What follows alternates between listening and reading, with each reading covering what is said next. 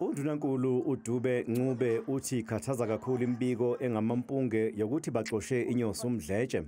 Bona abamxoshanga kepha inkontileka yakhe yokusebenza nohulumeni ngezinto ezithinta ingonyama yaphelelwa isikhathi emva kokufinyelela kwakhe onyakeni womhlalaphansi okungama-65 ngokuphela kaZibandlela ka-2021.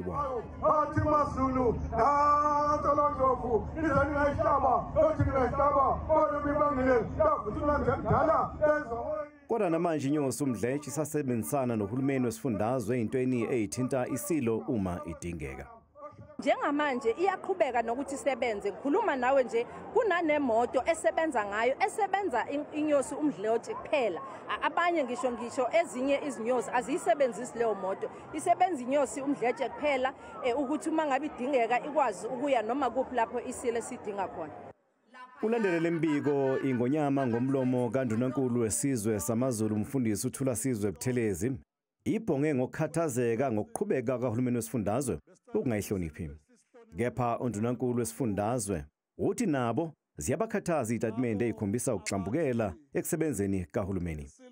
Lo msebenzi wokwangamela umnyango wesilo ngokwakahulumeni ungumsebenzi ophethwe umnyango kaNdunankulu, umnyango kahulumeni. Akufanele ngabe kunezitatimende eziqhamuka kuNdunankulu wesilo zizoxambukela. Kufanele ngabe uNdunankulu wesilo uma kukhona mhlambe ingcaciso ayifunayo akafonele uNdunankulu wesifundazwe noma afonele umnyango abuze ukuthi kwenze njani athole ingcaciselo.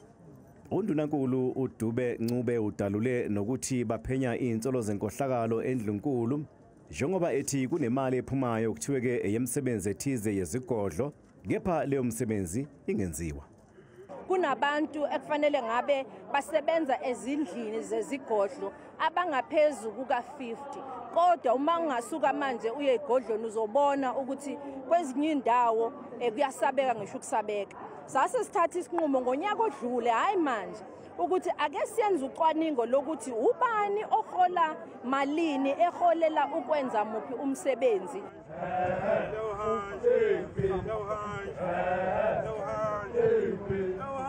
Inyosi uMdletshe ingumeluleki wengonyama kuyona yonke imikhosi eyenziwa endlunkulu okhona kuyo umkhosi okuthelwa kwamanzi owenziwa ngaphambi kokuba inkosi igcotshwe, umkhosi okweshwama kanye neminye imikhosi eminingi ebanjwa endlunkulu.